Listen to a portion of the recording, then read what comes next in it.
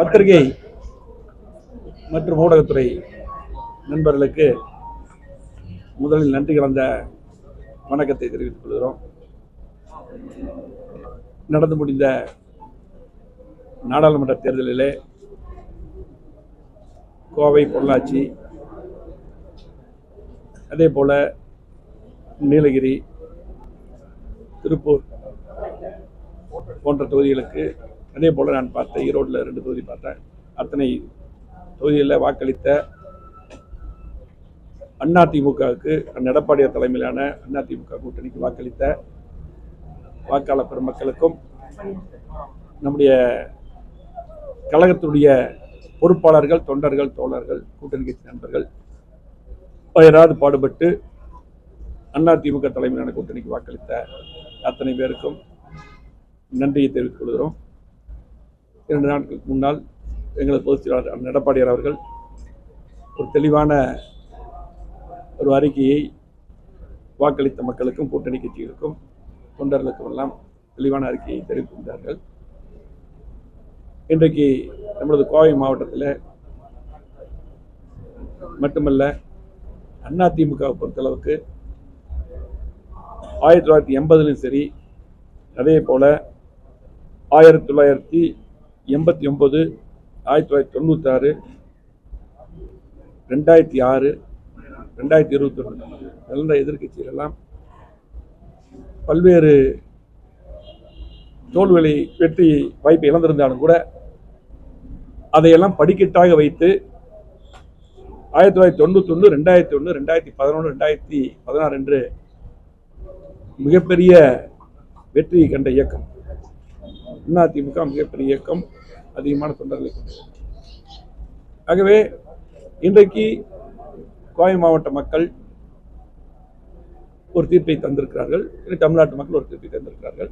கோவை மாவட்டத்துக்கு உட்பட்ட கோவை நாடாளுமன்றம், பொள்ளாச்சி, அதே போல் நீலகிரி, இன்றைக்கு வாக்களித்த மக்கள், அந்த வாக்குகள் அளித்த மக்களை நாங்கள் எப்பவுமே மதிக்கக்கூடிய கட்சி அதிமுக.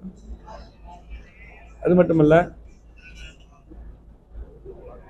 கடந்த தேர்தலெல்லாம் உங்களுக்கு தெரியும், 2019 இதே மாதிரி ஒரு தீர்ப்பு வந்த போதும், அதுக்கப்புறம் 2021 அதிமுக கோவை மாவட்டம் முழுவதும் மிகப்பெரிய வெற்றி பெற்றது. முழுமையாக 11 தொகுதி வெற்றி பெற்றது. ஆகவே இன்றைக்கு வாக்களித்த இரட்டை இலை சின்னத்துக்கு, கூட்டணி கட்சிக்கு வாக்களித்த மக்களுக்கு நன்றி தெரிவித்துக் கொண்டு, எப்பவும் போல் அதிமுக தொடர்ந்து மக்கள் பணியாற்றும்.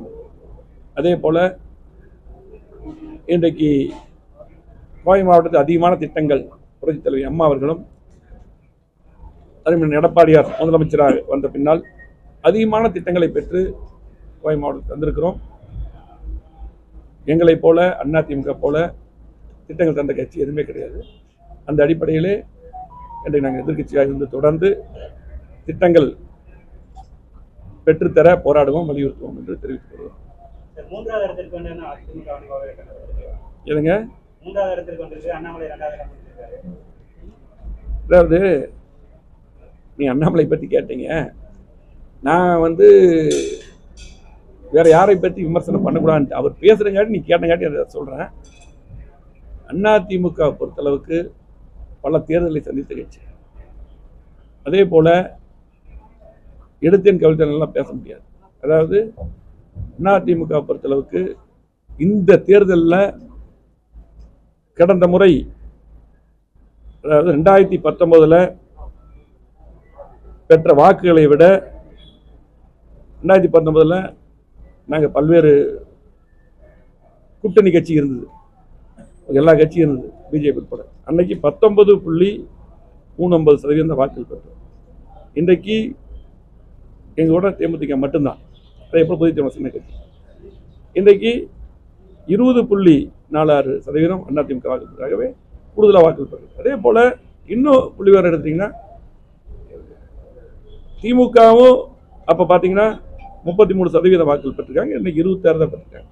சரிவு இருக்கு.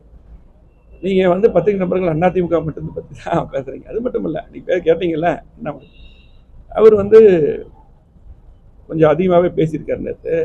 நான் அதுக்கெல்லாம் இவங்களுக்கெல்லாம் பேசக்கூடாது. ஏன்னா தேர்தல் வெற்றி தோல்வி சகஜம்.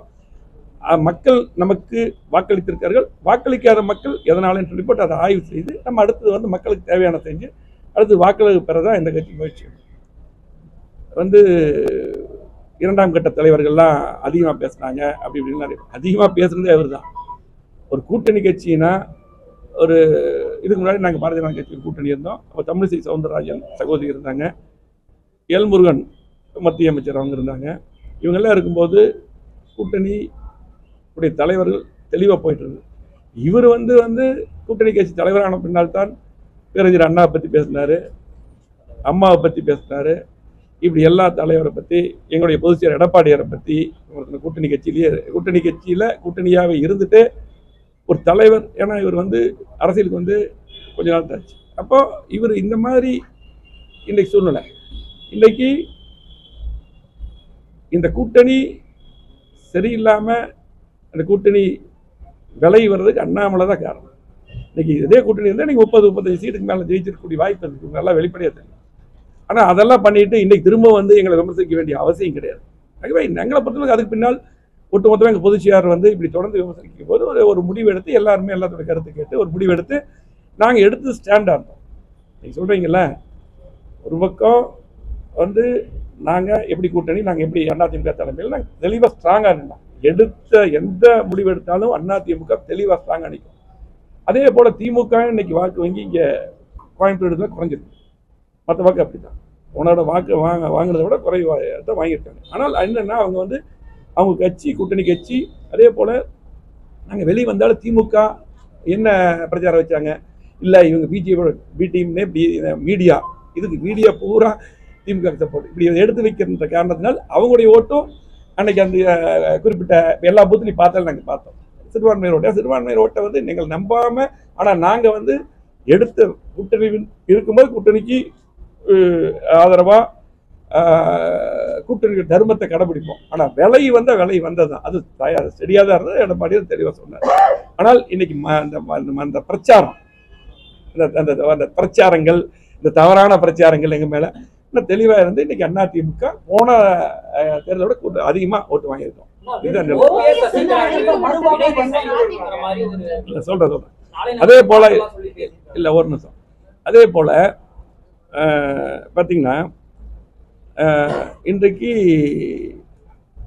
அவர் வந்து இன்னும் வந்து ஒன்று சொல்கிறேன், இந்த விமர்சிக்கிறதெல்லாம் விட்டுட்டு இன்னைக்கு வந்து 2000 பிஜேபியோட வளர்ச்சின்னு சொல்கிறீங்க. அவர் சொல்லியிருக்காரு 2014 அண்ணன் சிபிஆர் இருக்கும்போது, சிபி ராதாகிருஷ்ணன் நிற்கும்போது இதை விட கூடுதலாக பர்சன்டேஜ் பாரதிய ஜனதா கட்சி வாங்கியிருக்கு, இதை விட கூடுதலாக தான் வாங்கியிருக்கு.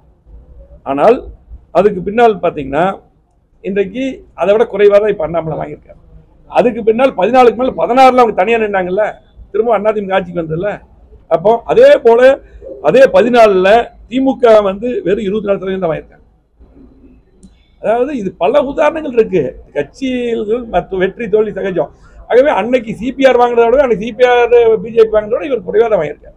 அது மட்டும் இல்லை, இன்னைக்கு 16 அதுக்கப்புறம் பிஜேபி நிற்கும்போது எவ்வளோ பர்சன்டேஜ் வாங்கியிருக்காங்க, திரும்ப வந்து கீழே போயிட்டாங்க. நோட்டா கீழே வாங்கலையா, அதெல்லாம் அதாவது இதை வச்சுல.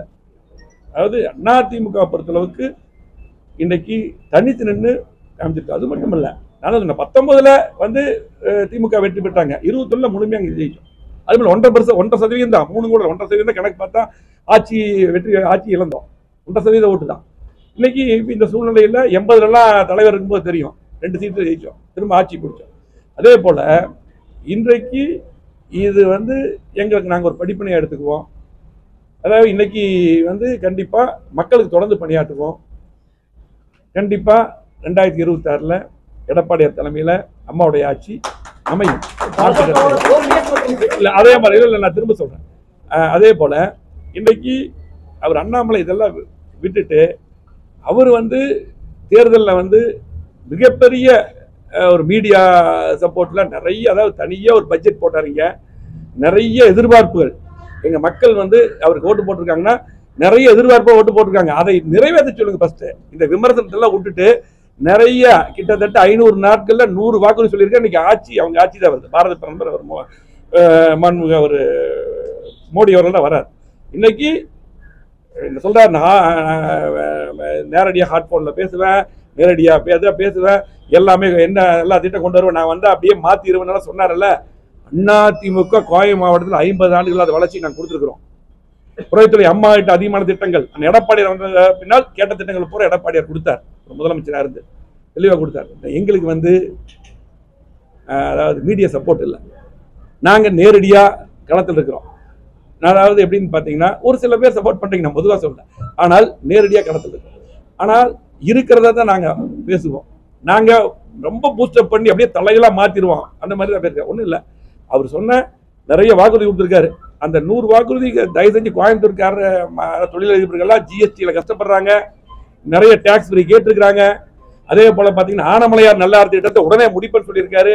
எல்லாம் இப்போ இவர் தான் தலைவராக இருக்காரு. இவங்க கட்சி மத்தியில் வந்துருச்சு. அதே இதில் கோயம்புத்தூர் மக்கள் எப்படி கிட்டத்தட்ட 4 லட்சம் ஓட்டு போட்டிருக்காங்க. அதே போல் பார்த்தீங்கன்னா இங்கே இருக்கிறவங்க எல்லாம் பொள்ளாச்சியில் சுற்றி எல்லாம் ஓட்டு பிஜேபிக்கு ஒரு நல்ல ஓட்டு போட்டிருக்காங்க. அப்போது அந்த கூட்டணிக்கு போட்டிருக்காங்க. அப்போ நீங்கள் என்ன பண்ணணும், கண்டிப்பாக அந்த வாக்குறுதியை நிறைவேற்றுங்க. ஏன்னா இந்த மாதிரி வந்து இப்போ நான் வந்து நான் எங்களுடைய கட்சி பற்றி தான் என்ன பண்ணலாம் பேசுகிறேன். நீங்கள் அண்ணாமலை கேட்டு அவர் பதில் சொல்லுறது நான் பதில் சொன்னேன். எனக்கு பதில் சொல்ல வேண்டிய அவசியம் கிடையாது. நாங்கள் எங்களுடைய கட்சி நாளைக்கு திரும்ப ஆட்சிக்கு வரணும், அந்த வேலையை தான் பார்க்குறோம். ஆனால் இவரை நம்பி எல்லாம் ஓட்டு போட்டவங்களுக்கு கொடுத்த வாக்குறுதிகள், ஏர்போர்ட் விரிவாக்கம், இன்னும் பார்த்தீங்கன்னா இன்னைக்கு எல்லா ஒட்டுமொத்த மக்களுடைய பெரிய எதிர்பார்ப்பு நீட்டு இருக்கக்கூடாதுங்கிறாங்க. எல்லாமே பண்ணச்சு சொல்லுங்க. அதே போல மேகதாது அணை கட்டுமன் இருக்காங்க, அதெல்லாம் தடுத்து சொல்லுங்க. நிறைய பிரச்சனைகள் செய்யலாம். 3வது முறையாக வர்றாங்க. இந்த வேலையெல்லாம் அவர் பார்த்தாங்கன்னா மக்கள் 100 இல்ல. ஆமா பாருங்க, அண்ணன் சொல்லுவார் 100 நாள்ல ரேஷன் தேங்காய் எண்ணெய் தரேன் இருக்காராமா. இதையெல்லாம் தயவு செஞ்சு பண்ண சொல்லுங்க. ஏன்னா அவர் இந்த தடவை இங்க இருந்திருக்காரு, அடுத்த தடவை வேற எங்கேயாவது தொகுதியில் போய் நிற்பாரு. அப்புறம் அவர் வந்து நிறைய சொல்லியிருக்காரு, நான் வந்து இங்கே தான் படித்தேன் எல்லாமே. அதை மட்டும் பண்ண சொல்லுங்க. நான் வந்து இதுக்கு பின்னால் எங்களுடைய கட்சியில் ஏன் மக்கள் ஓட்டு போடல, இதை சரி பண்ணுற வேலையை தான் பார்க்குறோம். அவர் மாதிரி வந்து இந்த மாதிரி விமர்சனம் திரும்ப ஆரம்பத்தில் விமர்சனம் பண்ணி கூட்டணி போயிடுச்சு. இப்போ திரும்ப அவர் வந்து அவரே தொடராரு. வந்து எங்களை பொறுத்தளவுக்கு நாங்கள் தெளிவாக இருப்போம். கூட்டணி இருந்தாலும் சரியாக இருப்போம், கூட்டணி இல்லாமல் விலை வந்தாலும் தெளிவாக இருப்போம், அதுதான். ஆனால் அதை தான் இன்னைக்கு திமுக மற்றவங்களும் இவங்க வந்து பின்னாடி கூட்டணி முன்னாடி கூட்டணின்னு சொல்லி போட்டு எங்களுக்கு வந்து பார்த்தீங்கன்னா ஒவ்வொரு பூத்து சிறுபான்மை இருக்கிற பூத்துலாம் அவங்கள வந்து நம்பாமே பண்ணிட்டாங்க. நாங்கள் அப்படி இல்லை, இப்போ தெளிவாக இருப்பாங்க, சிறுபான்மை மக்கள் தெளிவாக இருப்பாங்க. எடுத்த இதில் எடப்பாடியாரும் சரி அதிமுக எந்த ஸ்டாண்ட்லையும் தெளிவாக இருக்குங்கிறத தெளிவாக இருப்பாங்க. அதே போல் அதிமுக மாதிரி நான் அமைச்சராக இருக்கும்போது எடப்பாடியாக இருக்கும்போது, அதே போல் அண்ணாதுரை தமிழக இருந்தால் நாங்கள் எல்லாம் எம்எல்ஏ எல்லாம் இருந்திருக்கோம். இவ்வளவு திட்டங்களை கேட்டு வாங்கி செஞ்சிருக்கிறோம். அப்படி ஏதாவது ஒரு 10% செய்ய சொல்லுங்க, பிஜேபி திமுக செய்ய சொல்லுங்க. ஆகவே அதிமுக பொறுத்தளவுக்கு மக்கள் கூடுதலாக தான் வாக்களிச்சிருக்காங்க. பிஜேபி நிறைய பெரிய கூட்டணியில் இருக்கிறத விட இன்னைக்கு கூடுதல் நாங்கள் ஓட்டு வாங்கியிருக்கிறோம். கண்டிப்பாக 26ல் மிகப்பெரிய வெற்றியை கண்டிப்பாக அதிமுக பெறும். எடப்பாடியார் முதலமைச்சர் வருவார். உறுதுணையாக இருந்து நாங்கள் சிறப்பான முறையில் பயனாற்றுவோம்.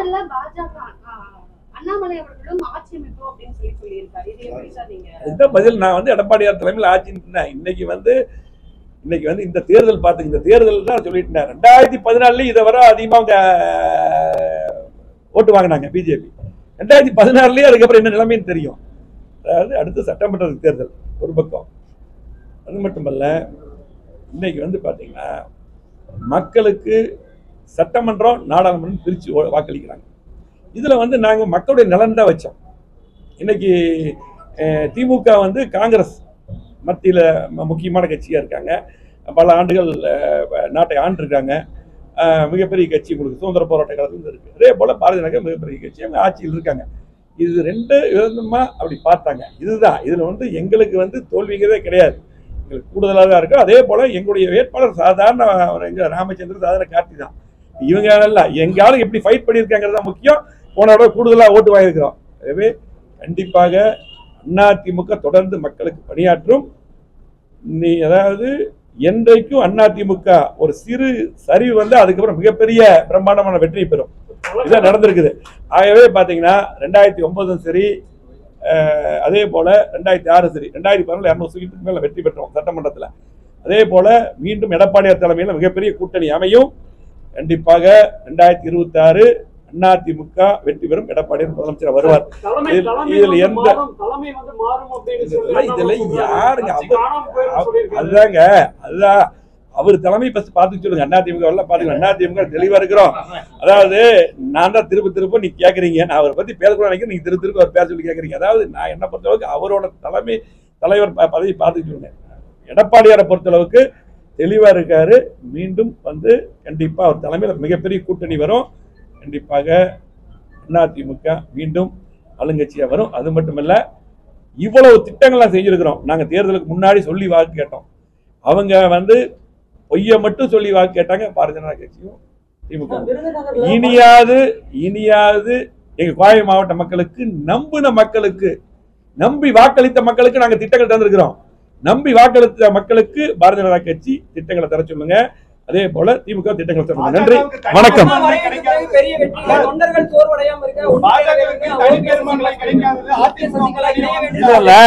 தொண்டர்கள் சோர்வடையாம எப்பவுமே எங்க தொண்டர்கள் சோர்வடைய மாட்டாங்க. அது மட்டுமல்ல, எங்களது பொதுச் செயலாளர் தெளிவான அறிக்கையை கொடுத்திருக்காரு. அந்த அறிக்கையை படிச்சு பாருங்க. ஆகவே எங்களை பொறுத்தளவுக்கு அதிமுக தெளிவா இருக்குது. இந்த தோல்வி எல்லாம் எங்களது வெற்றியுடைய படிக்கட்டு தான். நன்றி, வணக்கம்.